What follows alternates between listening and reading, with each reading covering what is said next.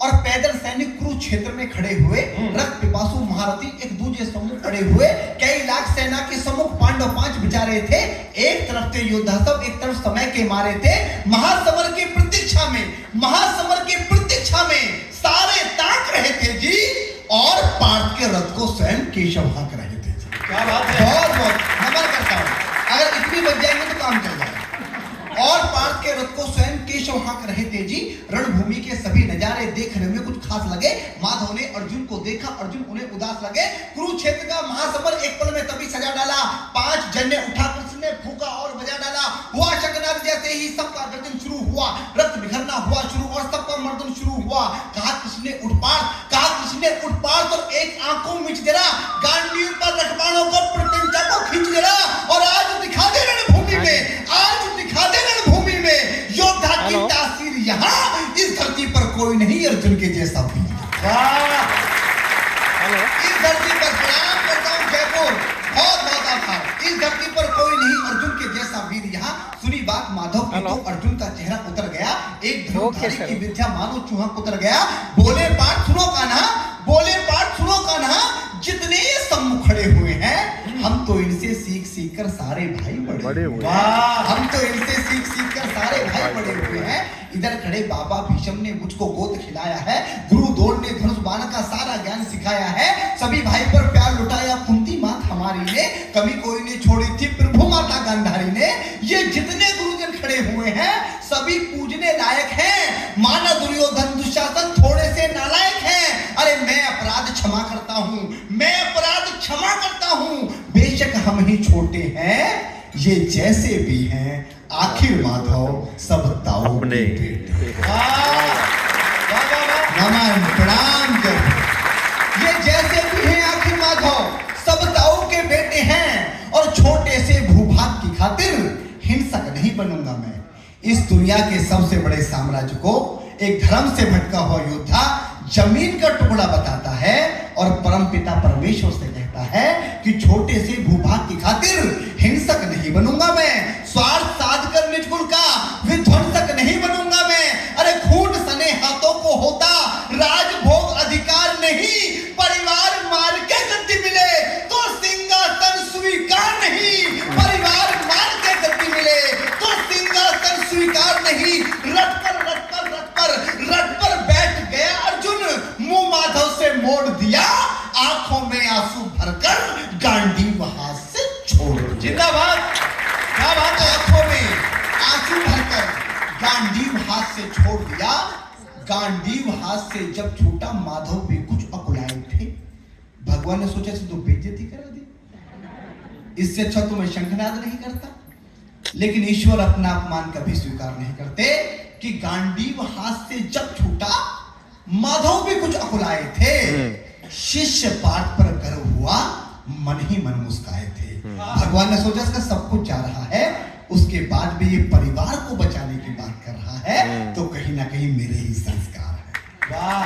कि गांडीव प्रणाम नमन करता हूं जयपुर, कि गांडीव हाथ से जब छूटा माधव भी कुछ अकुलाए थे। शिष्य बात पर गर्व हुआ और मन ही मन मुस्काए थे। मन में सोच लिया अर्जुन की बुद्धि ना सड़ने दूंगा, समरभूमि में पार्थ को कमजोर नहीं पड़ने दूंगा।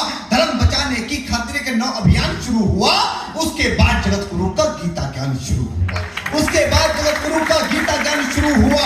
एक नजर में एक नजर में एक नजर में एक नजर में रणभूमि के कण कण डोल गए माधव।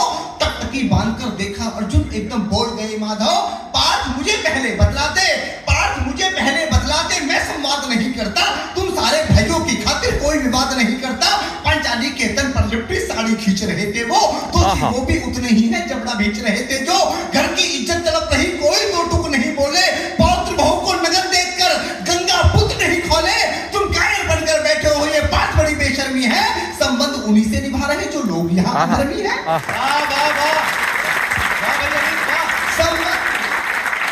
संबंध उन्हीं से निभा रहे जो लोग यहाँ धर्मी हैं। और हे पांडु के पुत्र, धर्म का कैसा कर्ज उतारा है। शोले होने थे आंखों में पर बहती जलधारा। वाह।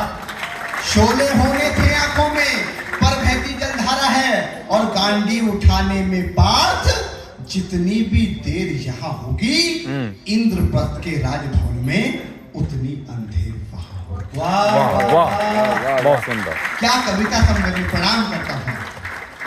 अधर्म धर्म की गहराई में खुद को नाप रहा अर्जुन, असुधार फिर तेज हुई और थरथर कांप रहा अर्जुन। केशव मुझको बतलाओ कुलनाशक कैसे बन जाऊं, रथ सिंहासन लाशों पर मैं शासक कैसे बन जाऊं। कैसे उठेंगे कर उन पर जो कर पर अधर लगाते हैं।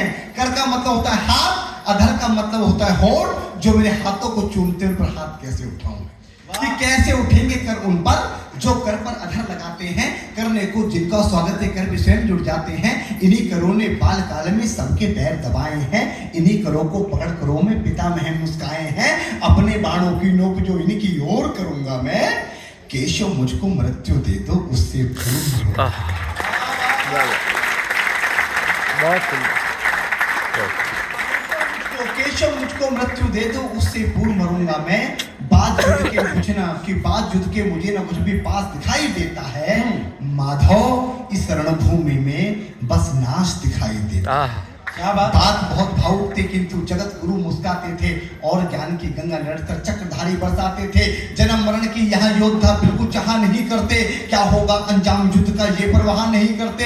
पार्थ यहाँ कुछ मत सोचो बस कर्म में ध्यान लगाओ तुम। बात युद्ध के क्या होगा ये मत अनुमान लगाओ तुम। इस धरती के रक्तपात में कोई नर के साथ नहीं। निज जीवन का करे फैसला नर के बस की बात नहीं। तुम ना जीवन देने वाले नहीं मारने वाले हो। ना जीत तुम्हारे हाथों में तुम नहीं हारने वाले हो। ये जीवन दीपक की भांति यूं ही चलता रहता है। पवन वेग से बुझ जाता है वरना जलता रहता है। मानव वश में शेष नहीं कुछ फिर भी मानव डरता है। वह मरकर भी अमर हुआ जो धर्म की खातिर मरता है।